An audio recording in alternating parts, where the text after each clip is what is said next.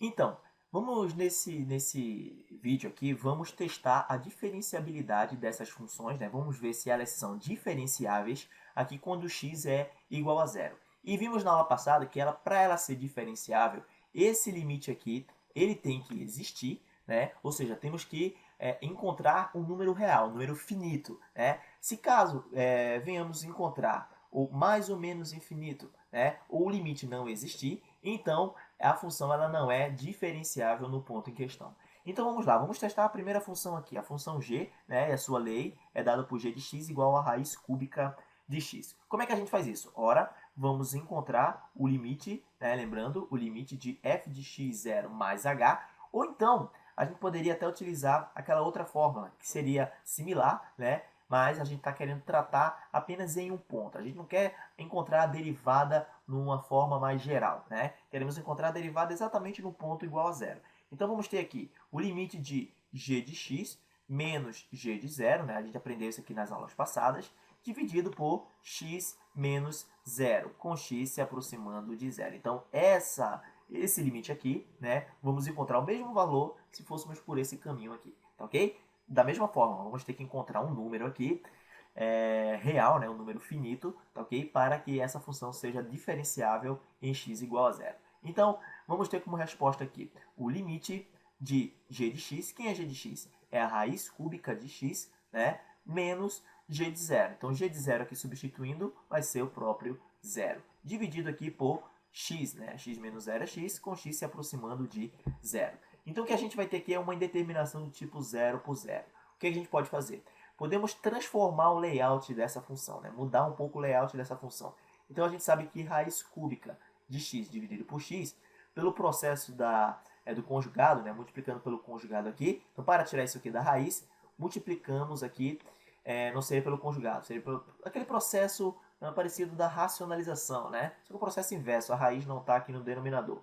Então, para tirar esse número aqui, o x da raiz, vamos ter que multiplicar aqui por uma raiz que tenha o mesmo índice aqui, né? E aqui teríamos que pegar um número com a mesma base, ou seja, o próprio x, e o expoente cuja soma no produto vai dar o número que temos aqui no índice. Por isso que multiplicamos aqui por 2, né? Então, da mesma forma, vamos multiplicar esse número aqui no denominador para não alterarmos a nossa função. Então, o que a gente vai ter aqui é o próprio x no numerador, porque a raiz cúbica de x ao quadrado multiplicado por raiz cúbica de x vai ser o próprio x, né? E aqui vamos ter x multiplicado pela raiz cúbica de x ao quadrado. Simplificando aqui, vamos ter o seguinte, ó. Vamos ter o limite, né? Podemos escrever aqui o limite. Então, essa função aqui é similar a essa função. A função 1 sobre a raiz cúbica de x ao quadrado, com x se aproximando de zero. Então, como o x se aproxima de zero, temos aqui uma constante dividida por zero. Então, esse limite tende para mais infinito. Tá ok, pessoal? Então, tende para mais infinito. E perceba que como os valores de x estão crescendo, ou melhor, o limite está crescendo ilimitadamente, né? Essa função ela não é diferenciável. A gente poderia até enxergar no gráfico dessa função. Essa função raiz cúbica de x, o seu gráfico é algo parecido com isso aqui.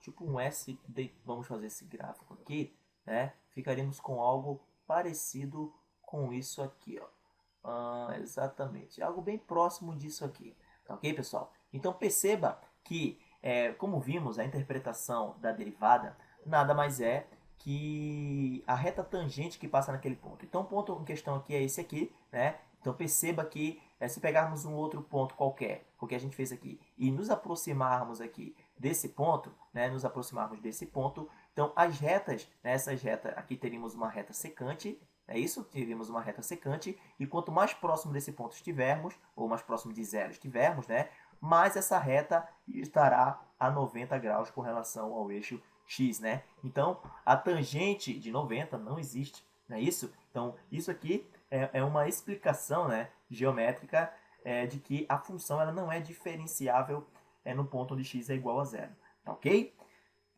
Fazendo aqui a segunda questão agora, ou seja, o seno de x, vamos ver se ele é diferenciável quando x é igual a zero. Então vamos pegar essa função, né, a função tx, que é igual a, aliás, a lei da função, né, tx igual a seno de x. Como é que a gente calcula, né, Da mesma forma, sabemos que queremos saber se essa função ela é diferenciável em x igual a zero. Então, vamos ter que encontrar o limite da função, né? Então, tx menos, vamos melhorar isso aqui, né? Então, tx, né? Menos t0, que é o valor da função em zero, dividido por x menos zero, quando x se aproxima de zero. Então, isso aqui vai nos dar como resposta. A t de x é a própria função, seno de x. Seno de zero é igual a zero, né? Então, t de zero é o seno de zero, que é igual a zero, então não precisamos colocar aqui. Dividido por x. Melhor, vamos copiar isso aqui de uma maneira mais correta. Seria o limite, né?